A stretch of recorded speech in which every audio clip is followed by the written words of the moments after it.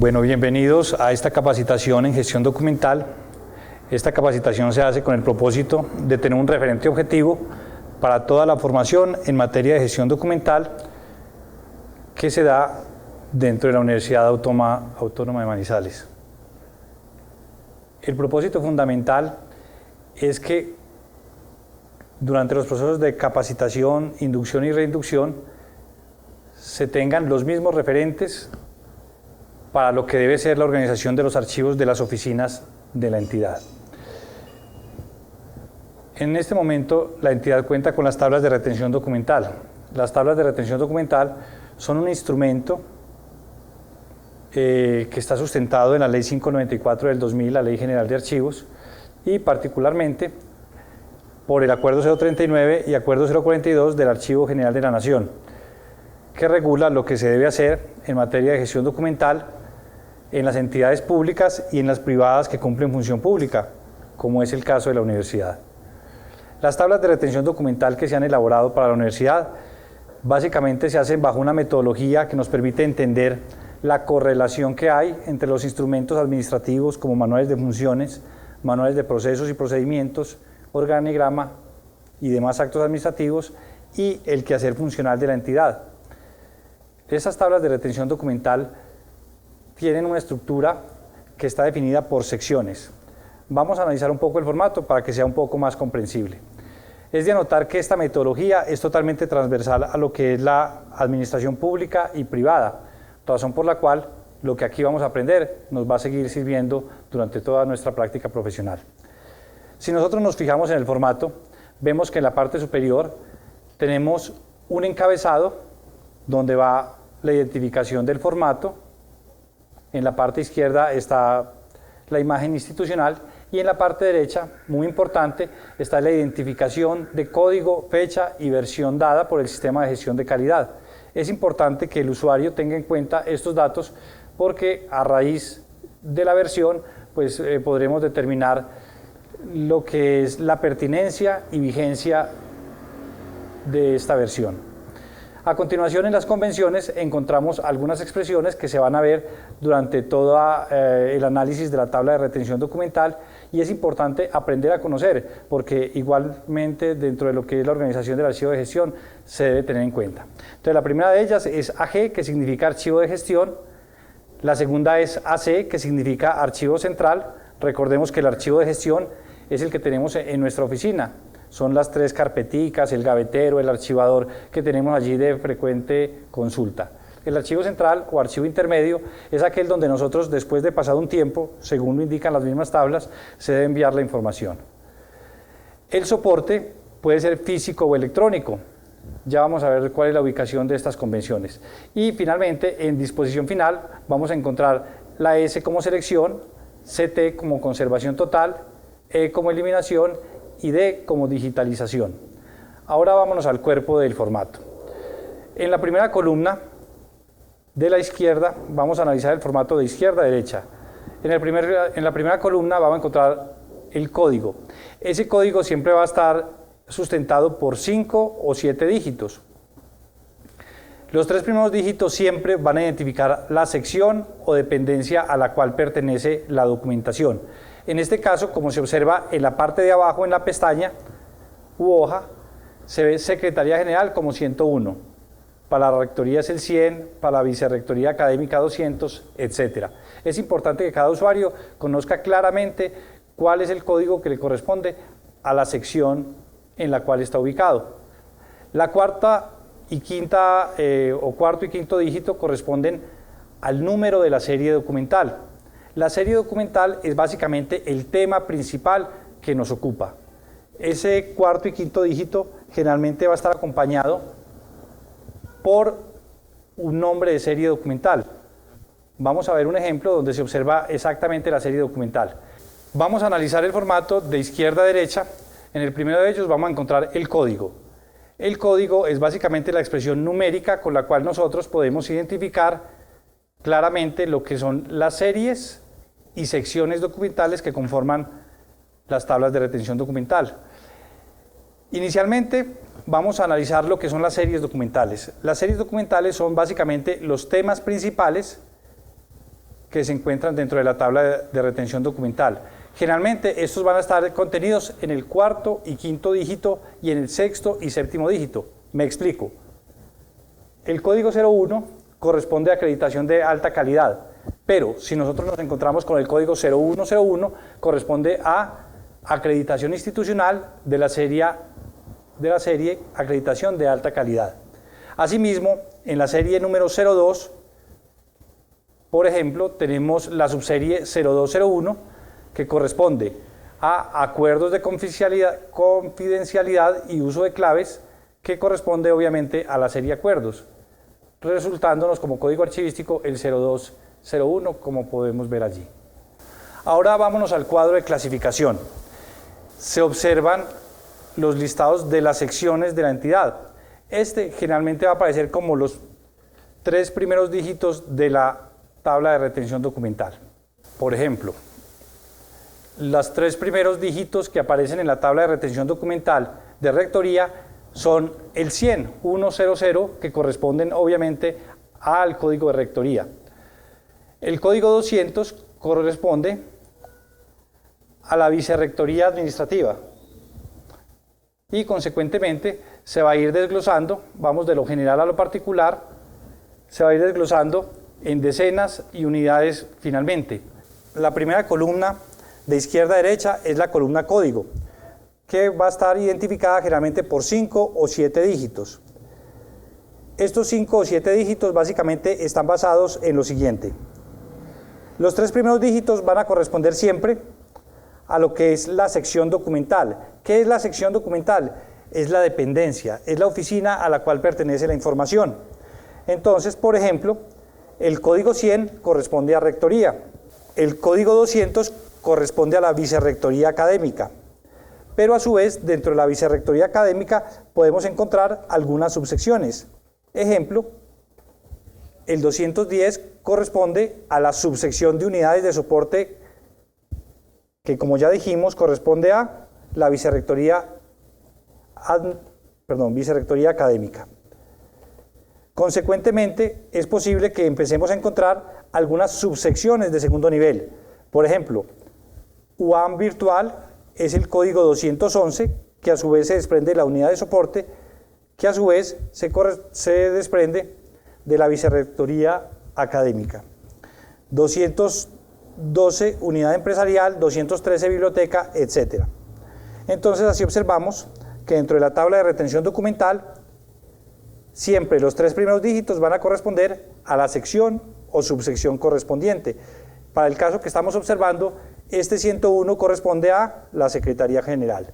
Entonces, dentro de las tablas de retención documental, cualquier código que inicie con 101 nos va a dar a entender que son documentos que pertenecen a la Secretaría General. Consecuentemente, vamos a encontrar un cuarto y quinto dígito que corresponde a la serie documental y un sexto y séptimo dígito que corresponde a la subserie documental. Esto lo podremos apreciar mucho mejor aquí en el listado de dependencias. La primera serie que aparece dentro de la tabla de retención documental es el 01, que es acreditación de alta calidad. Consecuentemente, hay unas subseries documentales que dependen de esta serie documental. Entonces, acreditación institucional, también identificada con el 01, es la subserie de la serie de acreditación de alta calidad.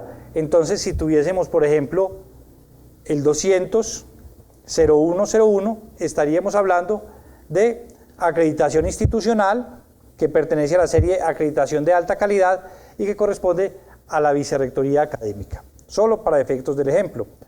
Entonces observemos que cada serie documental, la 01, la 02, la 03, etcétera, está acompañada de unas subseries documentales o unos subtemas. Aquí en las actas, que es una serie mucho más transversal a toda la entidad, es mucho más claro el ejemplo.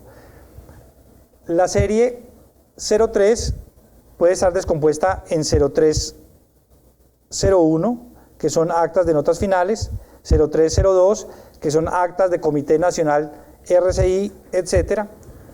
Entonces, cuando nosotros encontramos una expresión numérica de 7 dígitos dentro de la tabla de retención documental, vamos a entender claramente que los 3 primeros dígitos corresponden a la sección, el cuarto y quinto dígito corresponden a la serie, y cuando están acompañados del sexto y séptimo dígito, quiere decir que es una subserie documental que pertenece a la serie documental ya citada. Aquí es mucho más clara la diferencia entre series y subseries documentales. 101.16 es la serie 16, que son convenios que pertenecen a la sección 101, como ya habíamos citado, que es Secretaría General. Entonces, aquí a continuación empezamos a encontrar las diferentes subseries.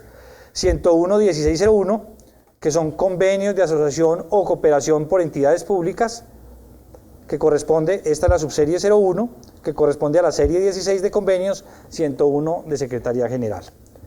Ahora analicemos la segunda columna. La segunda columna se identifica como series, subseries y tipos documentales.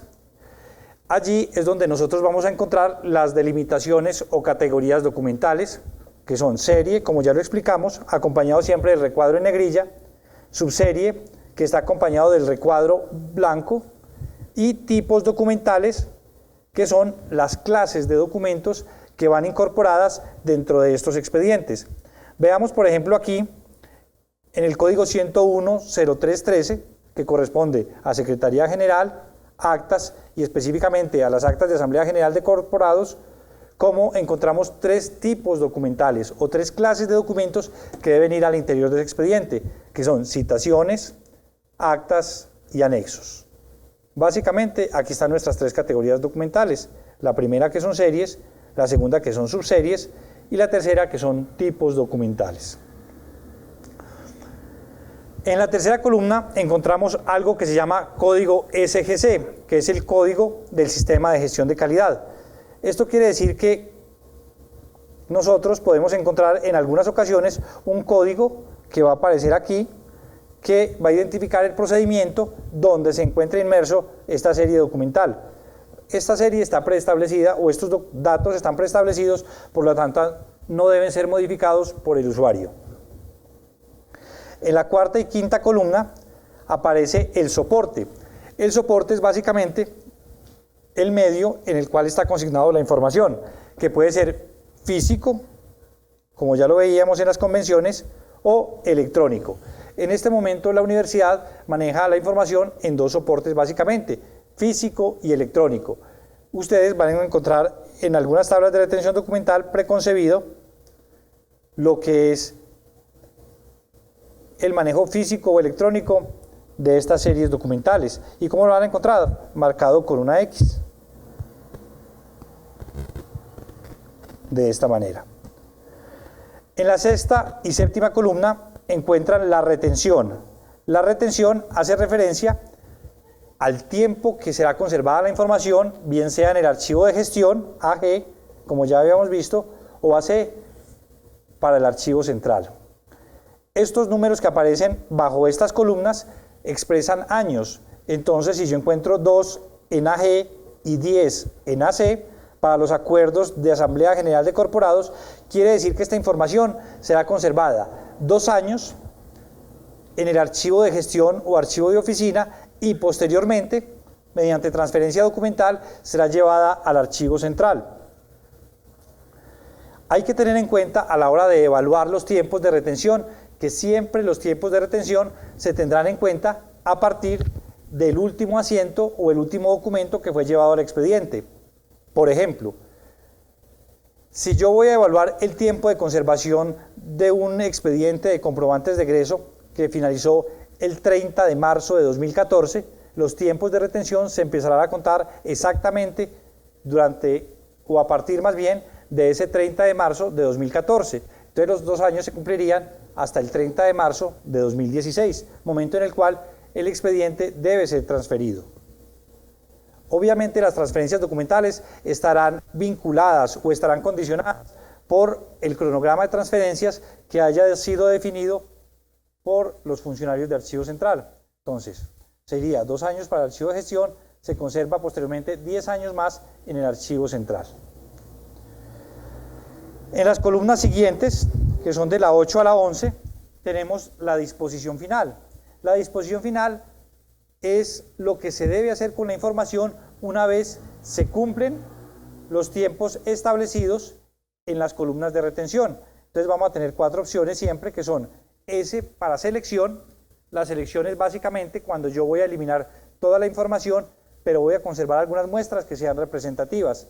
De digitalización, que la digitalización se va a dar al final del proceso de retención o durante el proceso de trámite, dependiendo de las posibilidades tecnológicas que tenga cada una de las oficinas.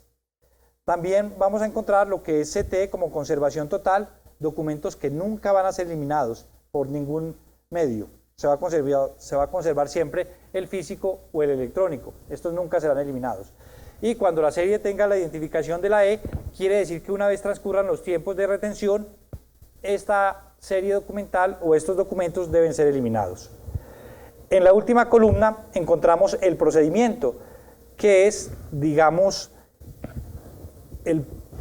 la disposición final, la sustentación o la explicación de qué se debe hacer con estos documentos una vez se cumpla con la retención y la disposición final. Generalmente es una sustentación normativa, técnica u operativa de qué se debe hacer o por qué se debe hacer.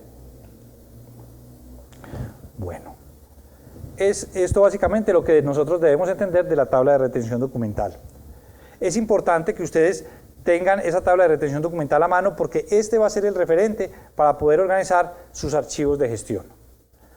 Ahora vamos a revisar en el manual de gestión documental los 2 instructivos fundamentales para mantener organizados y depurados los archivos de gestión.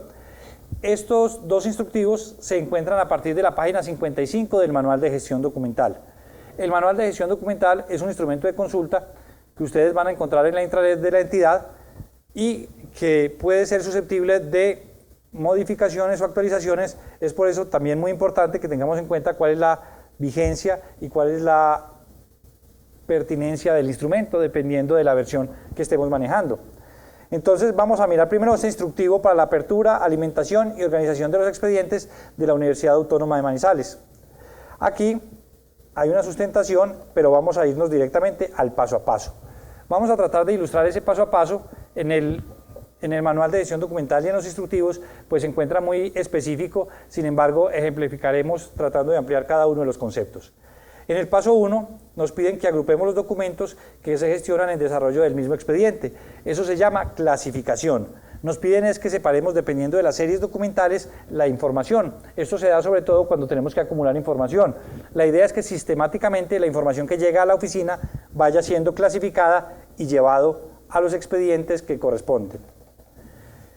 Posteriormente nos piden que aperturemos un expediente por cada trámite o serie documental. La idea es que elaboremos un legajo con cartulina blanca.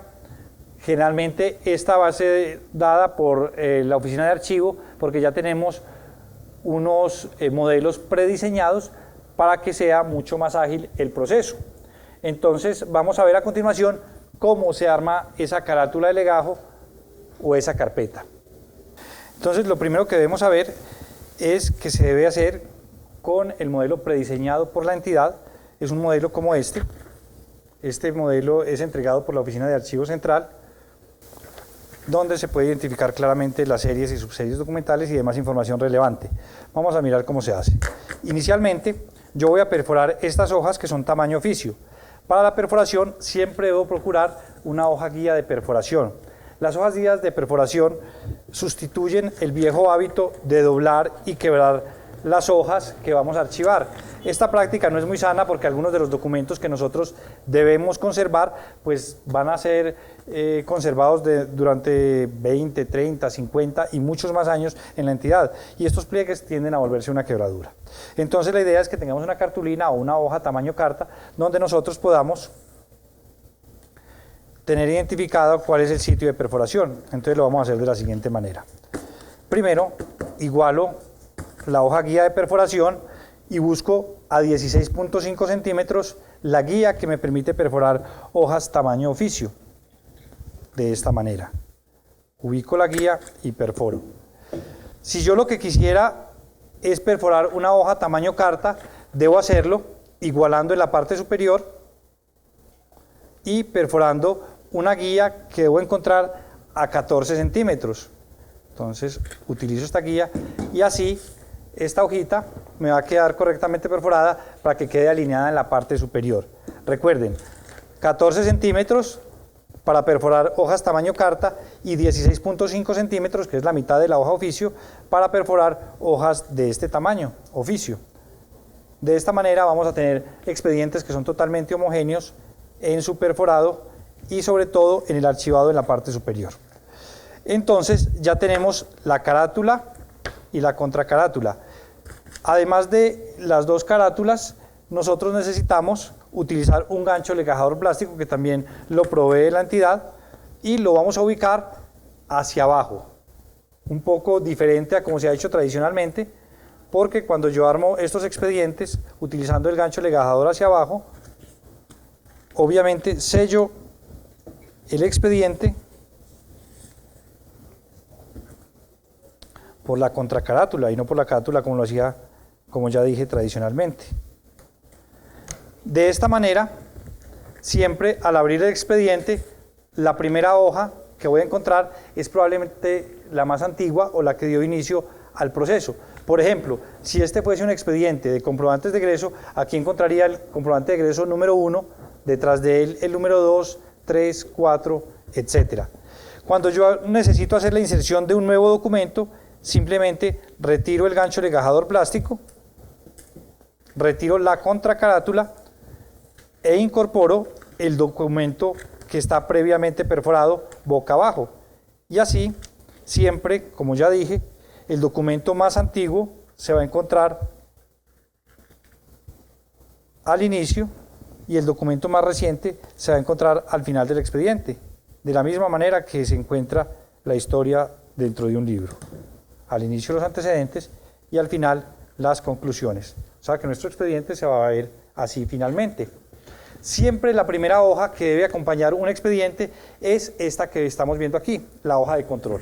La hoja de control es un formato que siempre debe aparecer al inicio de cada uno de los expedientes que hacen parte del archivo de oficina y que deben estar incluidos, ojo, deben estar incluidos en la tabla de retención documental de la respectiva oficina. Veamos algunos ejemplos de cómo se diligencia. Vamos a suponer que estamos haciendo la hoja de control de la oficina de tesorería, donde tenemos comprobantes de egreso. Entonces, tenemos el número 1, que puede ser generado, y aquí es muy importante tener en cuenta, vamos a generar las fechas siempre de la siguiente manera, bajo la estructura de día, mes y año. Entonces, cuando yo digo que es el 2/02 de 2016, estoy diciendo que es el 2 de febrero de 2016. Es una estructura usual. Aquí vamos a mencionar el tipo documental o la unidad documental. Entonces vamos a decir que puede ser el comprobante de egreso 01, que puede pertenecer a Caldas Motor. Esta es una manera de agilizar la identificación y la ubicación de los comprobantes de egreso al interior del expediente. Esta situación, si bien puede resultar un poco laboriosa inicialmente, nos va a devolver todo ese esfuerzo con creces cuando tengamos que hacer una o dos consultas. Entonces, un comprobante de egreso puede tener hasta 5 folios y mucho más. Entonces, para efectos de este ejemplo, vamos a decir que tiene 5 folios. Entonces, según el ejemplo, va a ir del folio 01 al folio 05. Posteriormente, el registro número 2, que corresponderá a un comprobante de egreso que se hizo al día siguiente, o sea, el 3 de febrero de 2016, seguramente corresponderá al comprobante de egreso 02, que pertenece a Aguas de Manizales. Como muchas veces estas hojas de control se diligencian en medio magnético, por favor no ahorremos espacio. Si tenemos que ampliarnos, pues lo debemos hacer. Lo importante es que la información sea totalmente legible y se encuentre completa. Y entonces este comprobante de ingreso sin duda arrancaría en el folio 06 y se puede extender hasta donde se requiere. Para efectos de este ejemplo vamos a decir que se va hasta el 12. Así podemos citar unidades documentales que son pequeñas y que van dentro de un mismo expediente. Ahora vamos a ver un ejemplo donde es un expediente donde hay muchos más tipos de documentos y donde vamos a encontrar una sola unidad documental en el expediente. Por ejemplo, en el registro número 1 de la fecha 2 de enero de 2017 vamos a encontrar una solicitud de contratación cuyo folio es el número 01. En el segundo registro podemos encontrar con fecha 5 de enero, y aquí aprovechamos para indicar que siempre al interior de los expedientes se debe reflejar el orden cronológico. Como explicábamos hace un momento, siempre el documento más antiguo debe aparecer primero y a continuación de él y detrás de él deben aparecer los documentos que se generaron a partir de ese trámite inicial. Entonces, este es del 5 de enero de 2017, vamos a hablar que son unas cotizaciones, solo para efectos del ejemplo. Esto no refleja la realidad institucional. Podríamos decir que es del folio 02 al 14. En el registro 3, con fecha 10 de enero de 2017, encontramos un contrato. Vamos a hablar del contrato, que está conformado por 3 folios, o sea que va a ir desde el folio 15, 16 y 17, hasta el folio número 17. Bueno, básicamente estos son los dos escenarios usuales que nos vamos a encontrar para el diligenciamiento de la hoja de control. Entonces ya tenemos una carátula de legajo conformada con una hoja de control diligenciada, o por lo menos ya aprendimos cómo se diligencia. Ahora vamos a aprender cómo se diligencia la carátula de legajo. ¿Qué es la carátula de legajo? Es básicamente la identificación que se hace del expediente con base en los datos de la tabla de retención documental. Entonces vamos a volver al ejemplo que teníamos hace algunos momentos frente a la tabla de retención documental de la Secretaría General. Vamos a hacer el ejemplo de convenios. El código de la dependencia es, según el cuadro de clasificación que se había indicado, el 101. El nombre y código de la serie, recordemos que toda esta información se extrae de la tabla de retención documental. Entonces, tenemos que 101 es el código de Secretaría General y el código completo que requerimos es el 101-1601. Vamos a llevárnoslo para acá. Entonces lo primero que nos dice es nombre y código de la serie. Entonces el nombre de la serie es convenios y ya vimos que el código es el número 16. Ahora vamos a citar el código de la subserie, pero antes su nombre. Entonces este se llama convenio de asociación o cooperación con entidades públicas. Lo traemos, lo pegamos y a continuación copiamos el código de la serie con el código de la subserie que vimos que era 16.01. A continuación se encuentra el espacio de expediente donde nos dice expediente NDN. Este únicamente aplica cuando yo tengo un mismo expediente que debe ser separado en 3 o 4 carpetas, de tal manera de que si este convenio es tan extenso que debe contener 600, 700 o más folios, debe estar en al menos 3 o 4 carpetas. Entonces la primera carpeta estaría identificada como expediente número 1 de 3. La segunda estaría identificada, o sea, a partir del folio 200, 201, 202, hasta llegar al folio 400, seguramente estaría identificada como expediente 2 de 3, y la unidad documental que va desde el folio 401 y en adelante puede estar identificado como el expediente 3 de 3. Lo usual en documentos contables, actas, resoluciones y demás unidades documentales simples es que se maneje siempre un expediente de 1. Bueno, muy bien. Aquí en nombre y número esta información puede variar porque cuando hablamos de un convenio seguramente nos referiremos a la entidad con la cual establecimos el convenio y el número corresponderá a el número del NIT o el número de convenio que corresponda a este trámite. Todo depende del productor y de las políticas internas que tengan ustedes para manejar este tipo de información.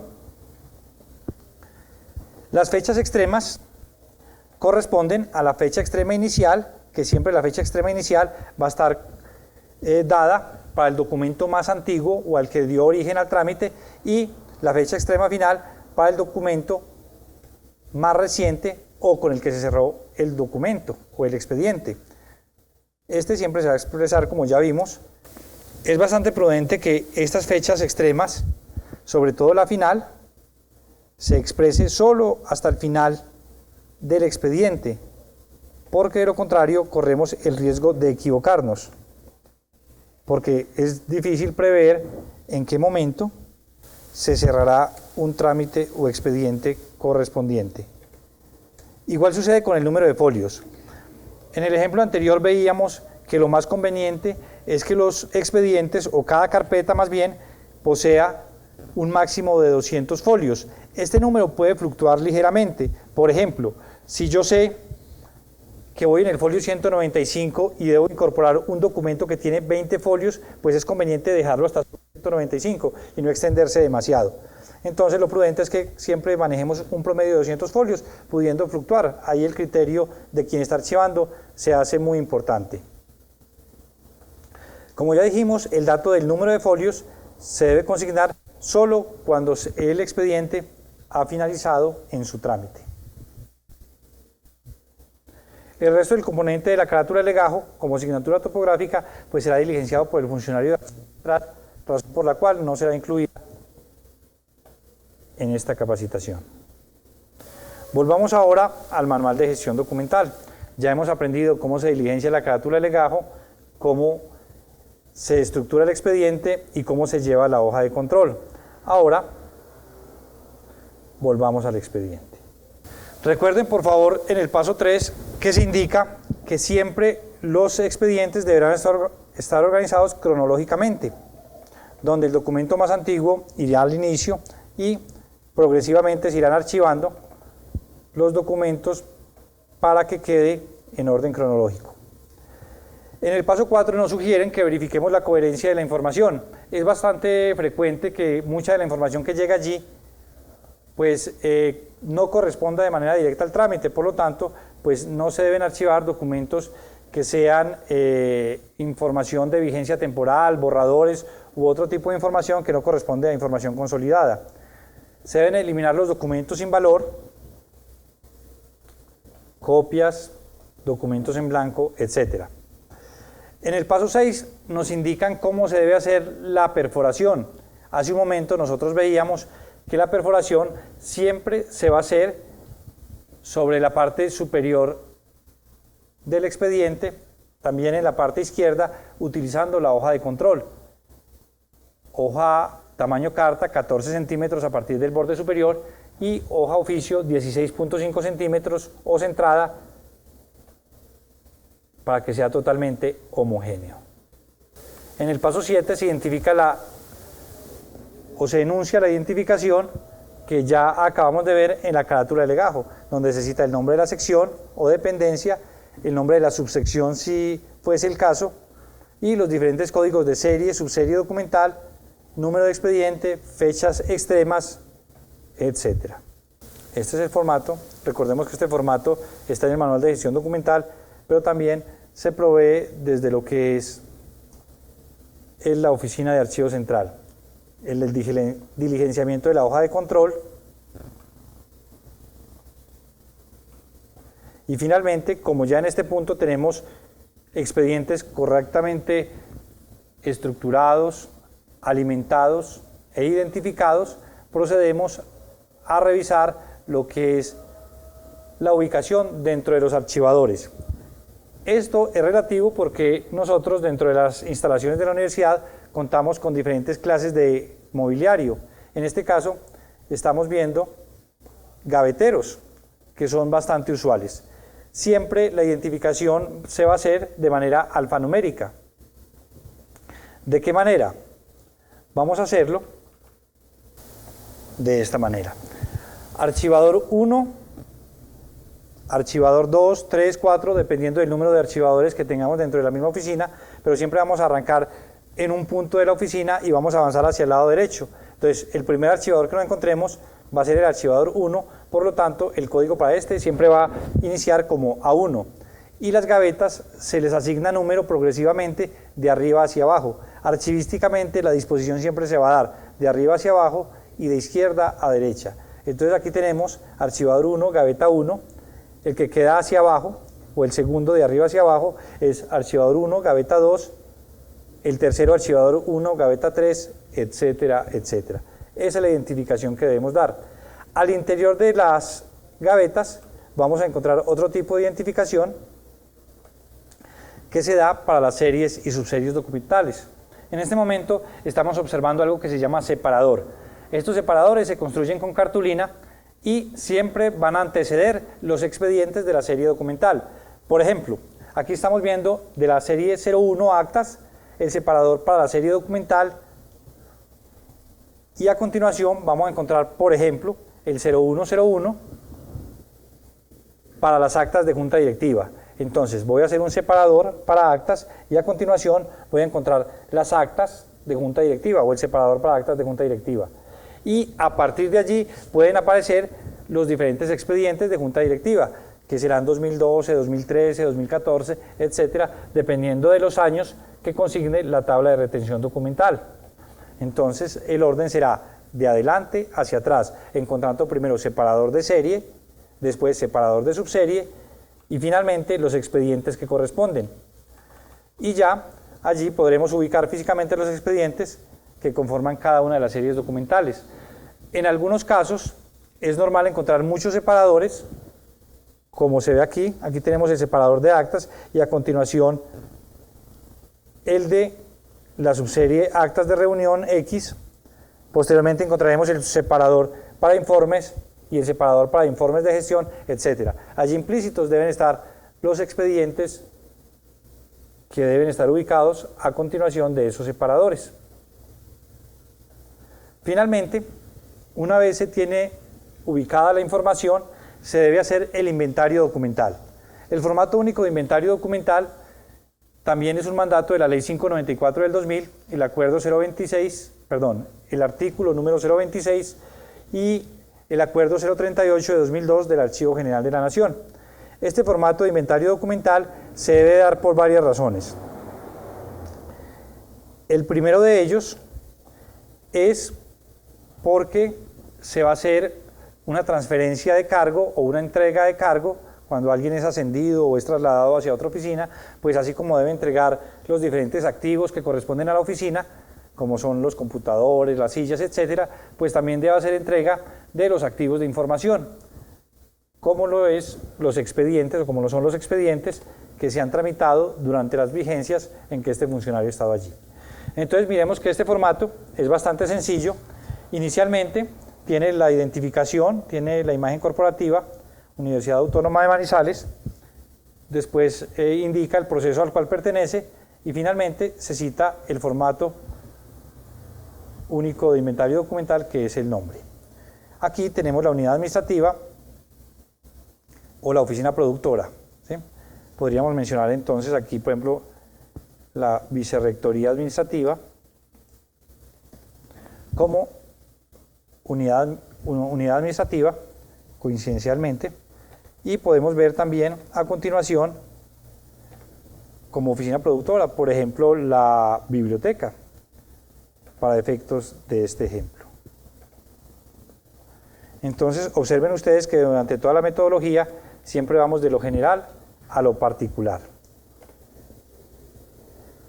Aquí encontramos la expresión hoja N de N. Igualmente, un inventario documental puede constar de muchos registros, 100, 200, 300 registros, y cuando yo levante ese inventario documental, pues evidentemente se me pueden generar 5, 10, 15 hojas. Entonces la primera de ellas, en caso de que fuesen 15 hojas, sería la hoja número 1 de 15, la segunda sería 2 de 15, etcétera, hasta llegar a la 3 de 15. La sugerencia es que por favor nunca diligencien inicialmente esta, sino que siempre vamos a trabajar con esta, hoja 1, hoja 2, hoja 3, y así vamos haciendo la progresión hasta que lleguemos a la última, donde la última sería la hoja número 15 de 15. Aquí se indica claramente el día, el mes y el año en que se realizó la transferencia o se realizó el inventario documental. El número de orden, siempre vamos a analizar el cuerpo y en la primera columna encontramos el número de orden. Este número de orden va a ser progresivo por cada expediente, ojo, por cada carpeta más bien, por cada unidad de conservación que vayamos a transferir. Cada registro va a corresponder a una unidad de conservación o una carpeta que se va a transferir al archivo central o que sencillamente se está identificando dentro del archivo de gestión. Entonces, este será progresivo, 1, 2, 3, 4, 5, etc. El código es el que va a ser dado por la tabla de retención documental. Toda la información que llega al formato único de inventario documental está previamente concebido en la tabla de retención documental y en la carátula de legajo.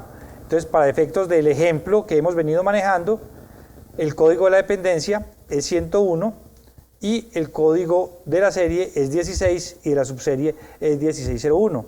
De tal manera que este es el código que debemos citar dentro del formato de inventario documental. El código sería el 16.01 y aquí sería la serie documental o subserie documental, convenios de asociación o cooperación con entidades públicas. Recordemos lo que ya citábamos, que lo más importante es que la información sea totalmente legible. Por tal razón, pues debemos extendernos tanto como sea necesario. Este nombre del expediente, así como los datos que siguen, siempre se van a encontrar en la carátula del legajo. Si el nombre del expediente que hubiésemos generado fuese Aguas de Manizales, sin duda, este nombre debe ser transcrito en el formato único de inventario documental. Muy bien. El número, como ya citábamos, dependiendo del orden o de la metodología que se maneje en la oficina, va a ser el que esté consignado en la carátula del legajo. Entonces, puede ser un NID, puede ser una cédula o puede ser el número del convenio. Vamos a hacerlo aquí como si fuese un NID. Aquí está el número. Esta información debe ser muy precisa porque dependiendo de ella, cualquier consulta se podrá retomar posteriormente. Las fechas extremas, como ya enseñamos, corresponden la fecha extrema inicial al documento más antiguo que encuentro en el expediente. Lo transcribo, lo copio y lo pego dependiendo del formato que tenga, si es físico o electrónico. Y la fecha extrema final. Como ustedes pueden ver, toda la información de este formato único de inventario documental ha sido extraída directamente de la carátula del legajo. En unidad de conservación, la unidad de conservación es en qué está contenida la información, que puede ser una caja, una carpeta, un tomo, etc. El número de folios, que corresponde a la misma cantidad de folios que debía llevar el expediente. El soporte, que casi siempre va a ser papel para ustedes. La frecuencia de consulta puede fluctuar entre alta, media o baja, dependiendo de la frecuencia de consulta o de qué tanto es requerido este expediente. Y las notas son sencillamente alguna acotación o alguna observación que se deba hacer. Falta un consecutivo, el documento está en mal estado, se incorpora CD, bueno, en fin. Todos los datos que se requiera anotar aquí, ¿sí?, para que la información sea totalmente clara y concreta. Este documento, este formato de inventario documental, en todos los casos, cuando se trate de una transferencia documental, debe ser presentado en original y copia para que el funcionario del archivo central verifique la coherencia entre lo consignado en el inventario y lo que existe físicamente para poder dar recibo a esta información. A continuación, vamos a ver lo que es el formato de transferencia documental. Este formato de transferencia documental, o más bien, este instructivo para la realización de transferencias documentales, se encuentra en la página número 65 del Manual de Gestión Documental y se basa en todo lo descrito anteriormente. Es importante además que aquí se tenga en cuenta, además de lo ya citado, que todo esto se hará con base en un cronograma de transferencias documentales que será conciliado entre la Oficina de Archivo Central y cada una de las oficinas de la entidad, donde se asigna un turno para que durante un periodo de tiempo se haga entrega de la información, sea procesada y archivada. Aquí citan algunos componentes del instructivo anterior, pero vale la pena destacar primero que se debe hacer limpieza de la información. Esta es una operación que se debe hacer siempre con tapabocas y con guantes quirúrgicos con el propósito de evitar posibles dermatitis o afecciones respiratorias desprendidas del polvo y otros elementos que se puedan acumular allí.